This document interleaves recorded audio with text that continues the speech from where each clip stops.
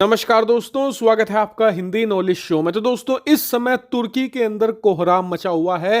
तुर्की के पॉलिटिशियन चीख रहे हैं, चिल्ला रहे हैं और तुर्की के राष्ट्रपति रेसेप तैयब अर्दोगान की हालत ऐसी है जैसे खिसियानी बिल्ली खंबा नोचे, क्योंकि उनके साथ भारत ने ऐसा बड़ा कांड कर दिया है जो आज तक कभी नहीं हुआ। क्या किया है भारत ने, आप अपनी स्क्रीन पर देखिए। पीएम मोदी साउथ अफ्रीका में ब्रिक्स की समिट खत्म करके पहुंच गए हैं ग्रीस, और पीएम मोदी भारतीय इतिहास के पहले प्राइम मिनिस्टर हैं जो ग्रीस के स्टेट विजिट पर गए हैं। और ये बड़ी बात क्यों है, मैं आपको समझाता हूं। सबसे पहले आप ये जान लीजिए कि तुर्की और ग्रीस दोनों आपस में ऐसे हैं जैसे भारत और पाकिस्तान। जी हां, दोनों में पिछले कई सालों में कई सारे युद्ध हुए हैं, कई सारे बॉर्डर विवाद हैं, लगातार फायरिंग की खबरें भी सामने आती हैं और कई बार दोनों देशों की सेनाएं आमने सामने आ चुकी हैं। और आप जानकर हैरान होंगे कि भले ही दोनों देश नाटो के सदस्य हों, लेकिन दोनों के बीच में हमेशा युद्ध की संभावनाएं बनी रहती हैं। दोनों देशों के लीडर एक दूसरे को युद्ध की धमकी हर महीने देते हैं और इसीलिए पीएम मोदी का ग्रीस जाना तुर्की के लिए एक बहुत बड़ा खतरा है। क्यों है खतरा, मैं आपको एक छोटा सा अनाउंसमेंट दिखा देता हूं, आप अपनी स्क्रीन पर देखिए। ग्रीस के जो रिपोर्टर्स हैं उन्होंने बताया है कि पीएम मोदी और ग्रीस के प्राइम मिनिस्टर ने मुलाकात के बाद जो ज्वाइंट स्टेटमेंट जारी करी है ना, उसमें इंटेलिजेंस कोऑपरेशन की बात की गई है, यानी कि खुफिया जानकारी का आदान प्रदान।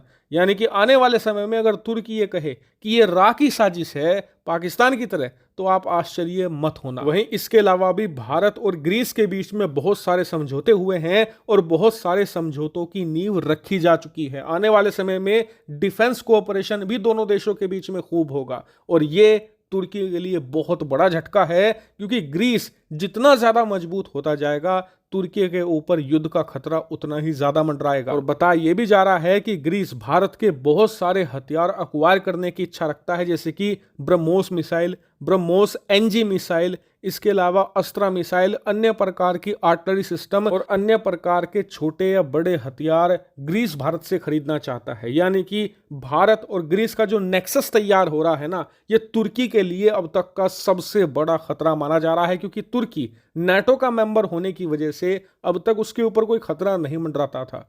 तुर्की पावर इंजॉय कर रहा था और उसका कोई पूरे इलाके में बड़ा एनिमी नहीं था, लेकिन ग्रीस की वजह से अब भारत की एंट्री तुर्की की सरहदों पर हो जाएंगी। भारतीय वॉरशिप्स, भारत के बड़े बड़े जंगी बेड़े जब तुर्की की सरहदों पर खड़े होकर बड़े बड़े युद्धाभ्यास करेंगे, दहाड़ेंगे, मिसाइलें फायर करेंगे, तो तुर्की के अंदर बैठा जो तानाशाह है ना, जो भारत विरोधी है, कश्मीर का मुद्दा उठाता है, वो कांप उठेगा। वहीं ये दौरा भारत से ज्यादा ग्रीस के लिए अति महत्वपूर्ण है। इसका कारण मैं आपको बताता हूं। दरअसल जो तुर्की है ना, उसकी लोकेशन कुछ ऐसी है कि वो पूरे के पूरे ब्लैक सी को ब्लॉक कर सकता है। स्ट्रेटेजिक लोकेशन बहुत शानदार है तुर्की की। इसी वजह से बाकी के यूरोपियन देश, अमेरिका बहुत ज्यादा फेवर करते हैं नाटो के अंदर तुर्की को, और तुर्की की गलतियों को नजरअंदाज भी करते हैं। इसी का फायदा उठाता है तुर्की।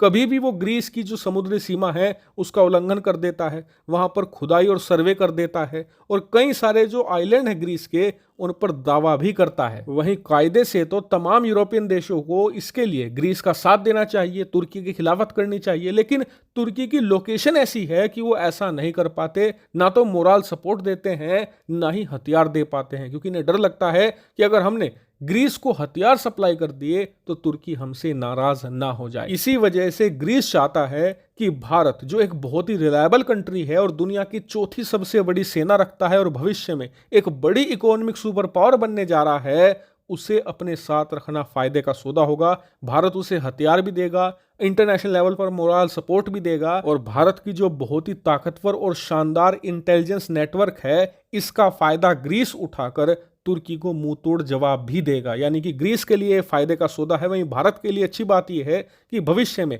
अगर तुर्की भारत के कश्मीर मुद्दे को उठाता है, या फिर भारत के जो दुश्मन है जैसे कि पाकिस्तान इन्हें हथियार प्रोवाइड कराता है, या फिर भारत के किसी भी इंटरनल मैटर में इंटरफेयर करने की कोशिश करता है, तो भारत भी इनके साथ यही कर सकता है, क्योंकि ग्रीस और तुर्की के बीच में बहुत बॉर्डर विवाद है। भारत मुंह तोड़ जवाब देगा, एक तरीके से जैसे को तैसा कर देगा। आप पाकिस्तान को हथियार दोगे, हम ग्रीस को हथियार देंगे। आप कश्मीर का मुद्दा उठाओगे, हम वेस्टर्न साइप्रस और ग्रीक आइलैंड के जो विवाद हैं उनको उठाएंगे और आपकी लंका लगाएंगे। यानी कि अब तुर्की का प्रॉपर इलाज होगा।